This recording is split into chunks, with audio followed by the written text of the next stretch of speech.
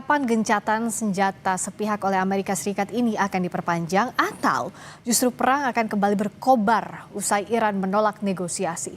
Kita bahas bersama dosen ilmu politik Universitas Udayana, Evata Filomeno Borromeo Duarte, dan Guru Besar Hubungan Internasional Saint Petersburg University, Rusia, Koni Rahakundini.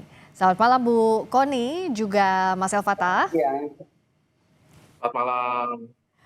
Saya ke Bu Koni dulu. Membaca sekarang lanskapnya di konflik antara Amerika Serikat dan Iran ini sudah di tahap mana? Apakah dengan Amerika Serikat yang ingin perpanjangan gencatan senjata itu bisa jadi sinyal bahwa Amerika dalam kondisi yang terdesak, Bu Koni? Amerika dalam kondisi yang terdesak, tetapi sebelum saya jawab langsung ke situ ya, jawaban Iran seperti apa, Iran pasti harus bertahan. Gini, saya mohon maaf dengan segala hormat agak berbeda dengan pandangan Pak Menlu dan juga Pak Utut sahabat saya, karena kita mesti lihatnya dalam konteks, dan Iran melihatnya begini ya, dalam konteks strategis administratif Trump, ini blokade Hormuz ini kan tidak berdiri sendiri. Dia itu adalah gabungan dari manifestasi maritime choke point dominasi Amerika Serikat dengan teori Mahan. Jadi dia ingin apa? Amerika itu sekarang ingin menguasai urat nadi tujuan dunia, urat nadi milik dunia. Kita lihatnya begini, jangan lepas cuma Iran. Kita lihat ya, ancaman Trump sejak 2025 terkait mengambil kendali terusan kanal. Lalu sekarang Hormuz diblokir ya kan, atau ingin terus memblokade Hormuz. Nah yang ketiga, bagaimana dengan Indonesia MDCP kemarin, walaupun memang betul kita punya UNCLOS, kita punya AKRI, mereka boleh melewati kapal perang dan lain dan sebagainya, tapi kita mesti paham ini tuh ada strategi terintegrasi dari misalnya strategi economic coercion, naval interdiction, dan alliance building untuk mengamankan 3 choke point kunci yang saya sebut tadi, Panama dan Malaka di Asia Tenggara. Jadi kalau kita lihat, strategi ini dirancang untuk menguasai jalur vital dunia karena persaingan ekonomi dunia utamanya antara Cina dan Amerika Serikat. Jangan lupa ya, saya akan sebut nanti Laut Cina Selatan dan Laut Cina Timur. Nah, paralel dengan blokade Hormuz ini berfungsi sebagai leveraging tool sebenarnya untuk ekonomi maksimal melalui secondary sanctions gitu loh. Kita juga mesti lihat, Trump baru mengumumkan 14 perusahaan senjata yang mensuplai drone-drone ke Iran atau bantuan teknologi ke Iran. Itu di mana ya, di Turki, di Uni Arab Emirat, dan di Iran sendiri sekarang sudah dikenakan sanksi 14 individu dan perusahaan. Jadi ini nggak main-main. Menurut saya dari perspektif futuristik ya, pendekatan ini mencerminkan ada transisi dari kinetic dominance, yaitu serangan udara yang kemarin, ke prolonged economic coercion. Oke, nah bicara soal saat ini kondisinya, apa yang bisa kita lihat strategi yang coba dimainkan antara Amerika Serikat dan Iran? Iran yang coba bertahan, sementara Amerika Serikat yang tampaknya gamang dalam beberapa hari terakhir ini. Kita akan bahas, tapi kita akan dengarkan terlebih dahulu kumandang azan maghrib untuk wilayah Jakarta dan sekitarnya berikut ini. Selamat menunaikan ibadah sholat maghrib bagi Anda yang menjalankan, khususnya di wilayah Jakarta dan sekitarnya. Sapa Indonesia Malam kembali membahas soal sampai kapan gencatan senjata sepihak oleh Amerika Serikat ini akan diperpanjang atau justru perang akan kembali berkobar. Masih bersama kami dosen ilmu politik Universitas Udayana, Evata Filomeno Borromeo Duarte, dan Guru Besar Hubungan Internasional Saint Petersburg University, Rusia, Ibu Koni Rahakundini. Saya ke Mas Evata. Nah, membaca saat ini kondisi gencatan senjata, Bu Koni tadi sudah menjelaskan sedikit soal lanskap yang harus diwaspadai. Tapi setidaknya kalau bicara soal AS dan Iran, sudah di mana, sudah di tahap mana ini Mas Evata? Dan apa urgensinya Amerika Serikat untuk memanjangkan waktu gencatan senjata? Apakah memang mereka dalam posisi yang terdesak dan justru mengharapkan ini tidak terjadi? Mas Evata. Ya baik, tentu kita sama-sama melihat teater dalam perang ini kedua belah pihak memang berada dalam posisi yang sulit.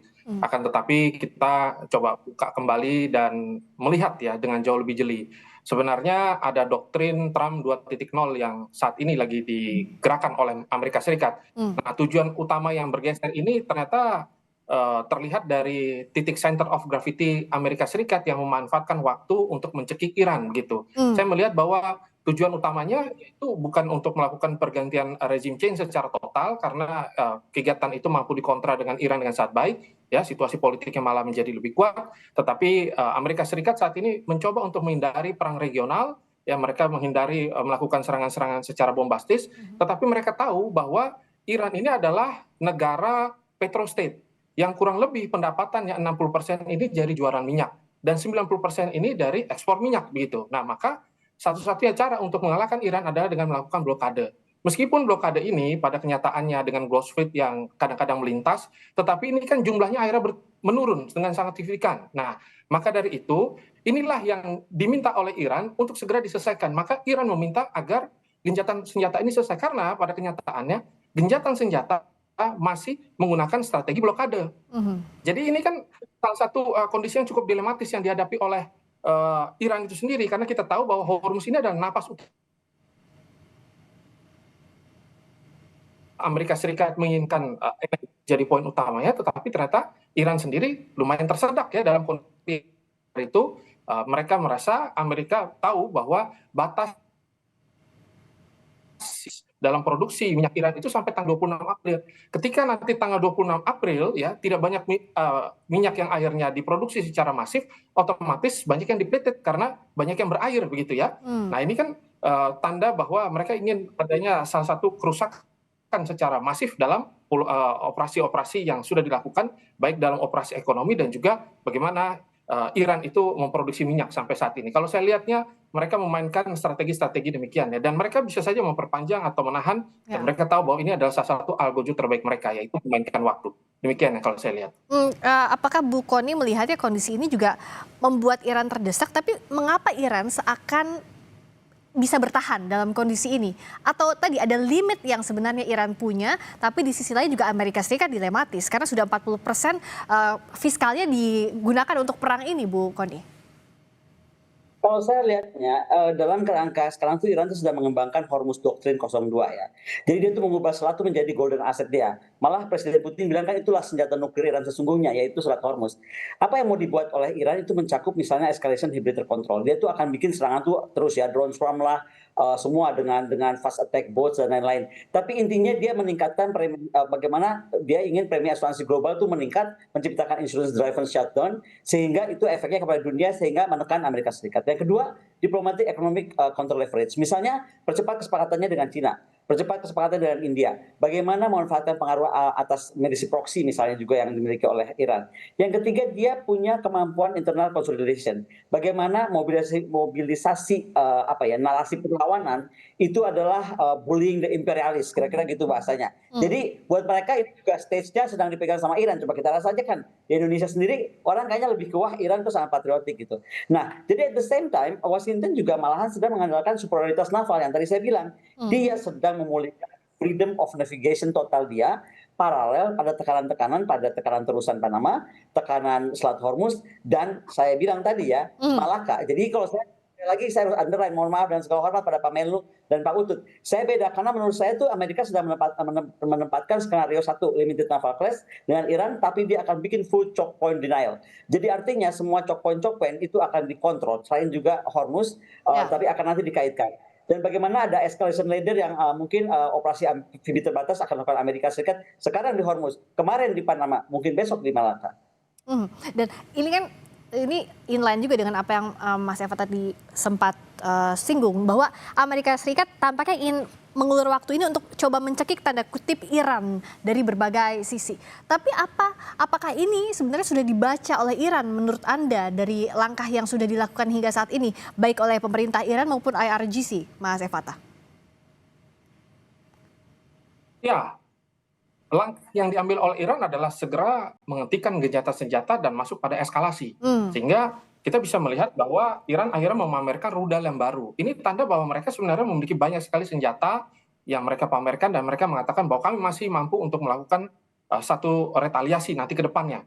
Nah, ketika kita lihat secara baik-baik ya, bahwa Amerika yang telah mengubah doktrin perang mereka menuju pencekikan terhadap ekonomi, maka Amerika bisa saja berkilah, oke, ke depan kita akan menggunakan Pakistan sebagai bantalan, kan begitu. Mereka tinggal memanfaatkan negara-negara tetangga untuk mengatakan bahwa Iran yang tidak sepakat dengan gencatan senjata atau Iran tidak sepakat dengan negosiasi. Maka ini adalah permainan yang sempat saya beberapa kali sampaikan. Amerika memainkan pola bad cop dan good cop dalam teori Madman teori. Kita bisa lihat bahwa Amerika Serikat ini tahu bahwa center of gravity dari Iran ini adalah bukan politiknya, tapi center of gravity dari Iran ini adalah ekonominya begitu. Ketika ekonomi mereka lumpuh, maka dari itu Amerika Serikat membaca pola-pola demikian dan mulai memberi sinyal bahwa kita adakan negosiasi. Tapi di internal Iran itu sendiri antara Ghalibaf, Fahidi ya, dengan Pezeshkian dan juga Argacci, ini ada perpecahan juga, ya. Ketika mereka berharap agar ini diselesaikan dengan jalur diplomasi, tetapi IRGC mengatakan bahwa kita masih bisa kontrol. Nah, kontrolnya ini kan sampai di mana? Mereka tahu bahwa Amerika memainkan kontrol terhadap waktu. Nah, ini dia. Dalam hal ini saya melihat bahwa Amerika memainkan waktu dan ini menjadi salah satu doktrin yang mereka gunakan. Dan menurut mereka cukup efektif. Dan oleh karena itu apakah meja perundingan jadi hal yang jauh panggang dari api kalau dalam kondisi seperti ini, dalam kondisi yang tadi juga Mas Evata sampaikan, strategi Amerika Serikat pun di internal Iran terjadi ada perbedaan pendapat antara pemerintah dan IRGC. Kita akan bahas usai jeda di Sapa Indonesia Malam.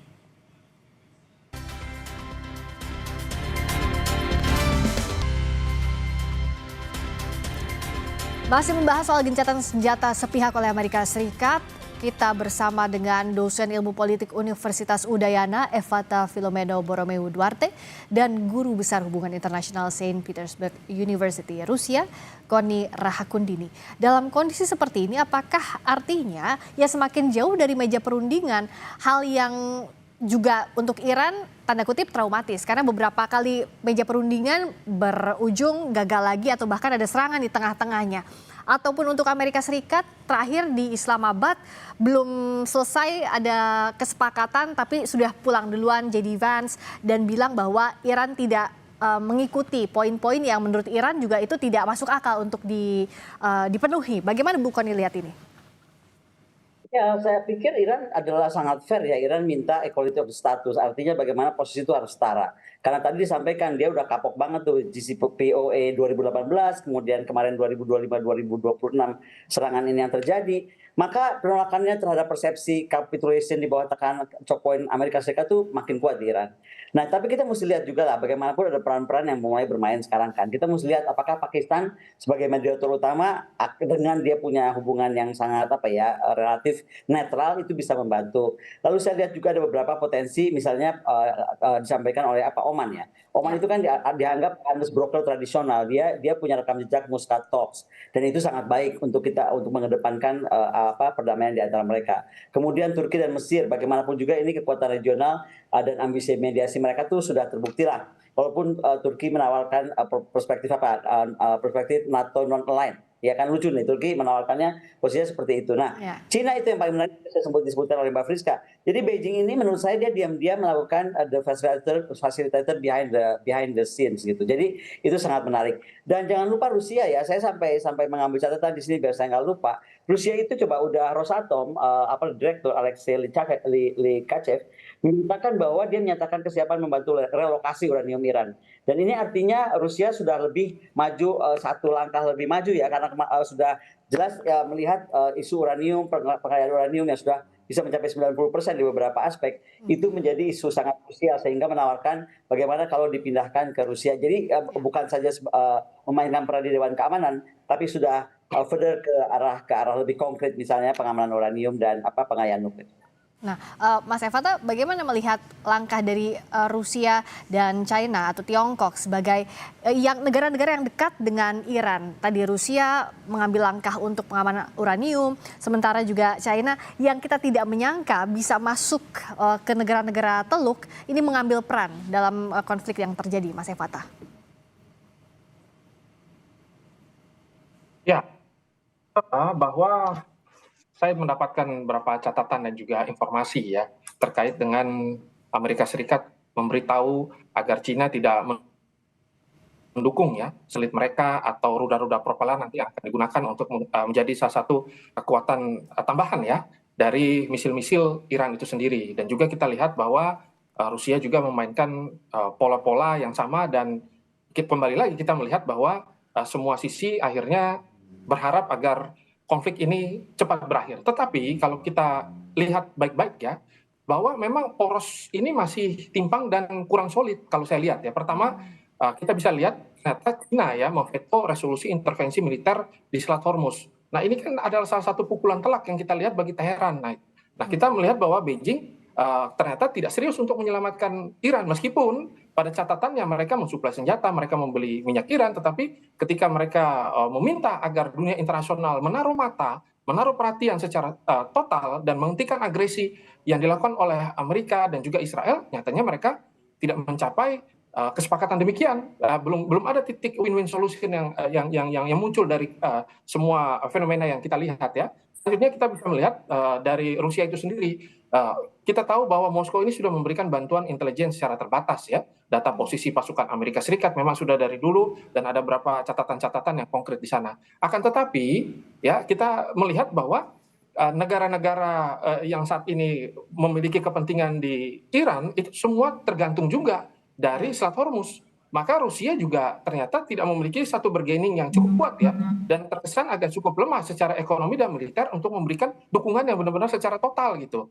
Nah, padahal mereka adalah mitra yang bisa kita lihat sangat-sangat dekat, dan ini kan berarti tanda ada oportunistik ya, bukan merupakan sekutu sejati. Nah, maka dari itu apakah semua sengaja untuk memperpanjang perang ini, padahal kan dalam beberapa catatan harusnya perang ini sudah berakhir gitu. Ya. Seharusnya sudah melakukan veto terhadap nyatanya veto itu hanya diberikan untuk Israel ya, veto itu diberikan kepada negara-negara lain padahal untuk bertahan hidup juga gitu. Nah, maka hal ini yang saya lihat ya, dan juga ada katup-katup pengaman ya dari Pakistan itu sendiri yang memainkan pola-pola seperti ini ya, ketika ada tekanan ya mereka memainkan upaya untuk negosiasi, padahal negosiasi adalah bagian dari perang Amerika juga. Ya. Nah, ini kan semua akhirnya dalam domain-domain mereka. Nah, ini yang kalau saya lihat masih belum terlihat. Ketika semua negara sepakat untuk menghentikan, maka sudah ada terlihat. Padahal proposal dalam Islamabad kemarin kan Cina juga mendukung. Ya. Cina kan diundang sebagai saksi dalam diplomasi, tapi nyatanya sampai hari ini belum ada satu dukungan konkret yang jelas ya.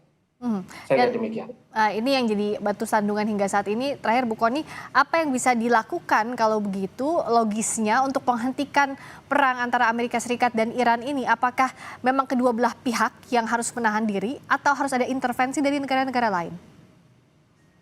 Saya rasa sudah ada intervensi ya, udah bagus kemarin ada pertemuan antara Macron dengan beberapa pemimpin termasuk juga Rusia dan Cina. Menurut saya itu sudah sangat bagus gitu. Tapi saya tuh kok pengen lebih tarik ke Indonesia. Kok saya lebih concern, saya takutnya nih ya, pertama perkiraan CSIS perang ini akan panjang sampai Desember.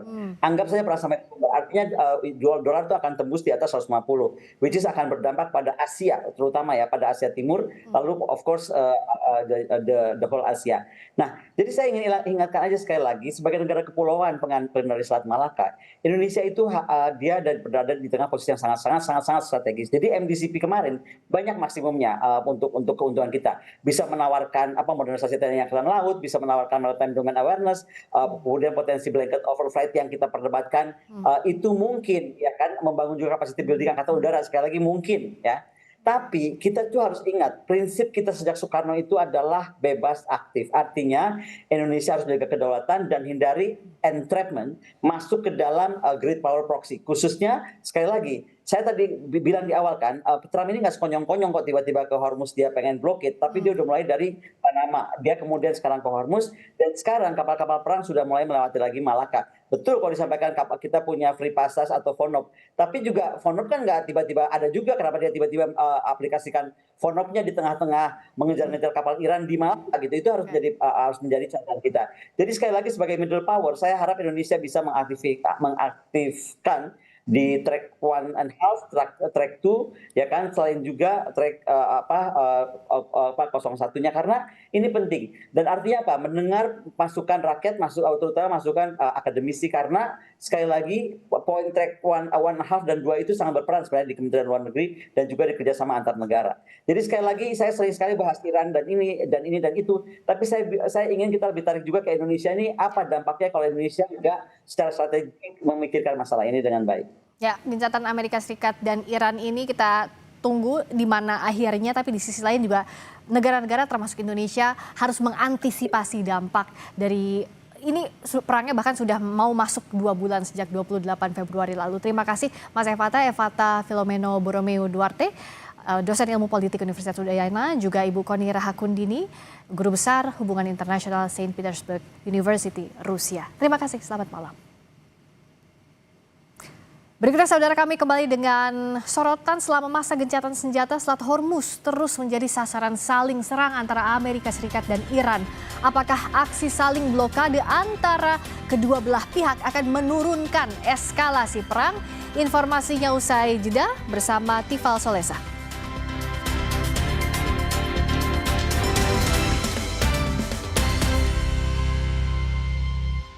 Udah minum Nutrisari belum?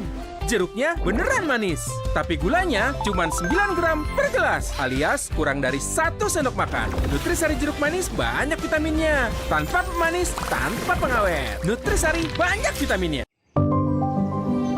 Aku suka banget botol yang ada segelnya, jadi aman dari debu. Detailnya dipikirin banget, ada lekukannya, enak megangnya. Air mineral tuh lebih seger dan berasa sehatnya di badan. Bukan cuma di dalam, tapi juga kelihatan sampai luar. Dan kayak ada manis-manisnya gitu. Kayak kamu. Le Mineral, sehatnya mineral terlindungi. Gurihnya creamy latte, kalau belum coba, pasti nggak nyangka. Terbuat dari kopi Great Brazil dan susu New Zealand, bikin kopinya gurih. Iya, gurih. Penasaran kan? Coba deh, pasti nggak nyangka. Creamy latte, kopi latte, gurih.